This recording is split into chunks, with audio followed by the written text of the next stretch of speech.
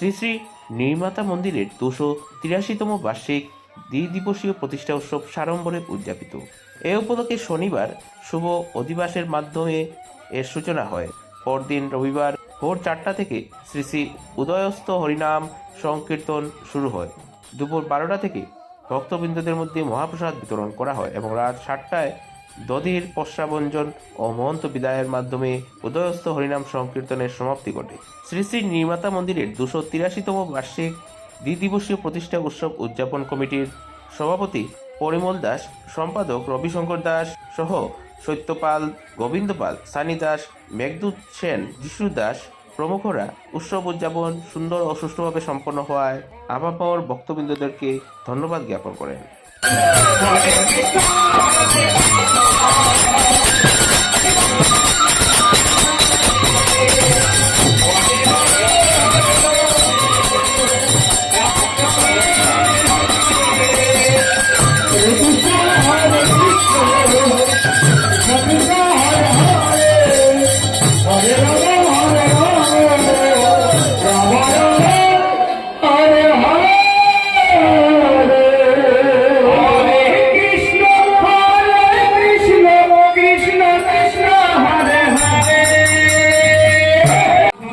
আমাদের সোনাপুর নির্মাতা মন্দিরের 282তম প্রতিষ্ঠা বার্ষিকী উৎসব উপলক্ষে 2 দিনব্যাপী উৎসব চলছে আমাদের মন্দিরে।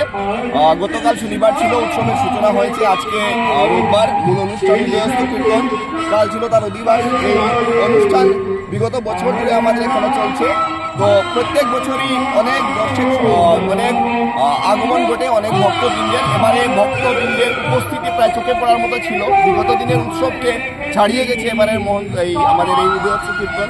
আমরা আশাবাদী আগামী দিনে সবার সক্রিয় সহযোগিতায় আমাদের উৎসব বা আমাদের এই কীর্তন আরও বড় আকারে হবে।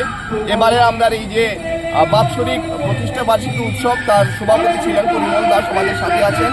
সম্পাদক ছিলেন রবিশঙ্কর দাস, দুজনেই আছেন।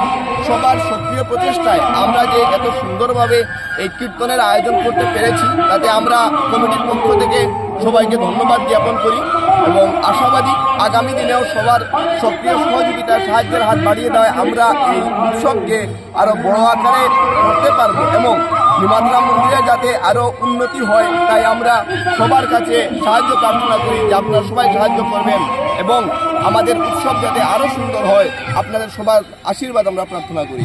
ধন্যবাদ। আপনারা দেখছেন আজকের বরাক।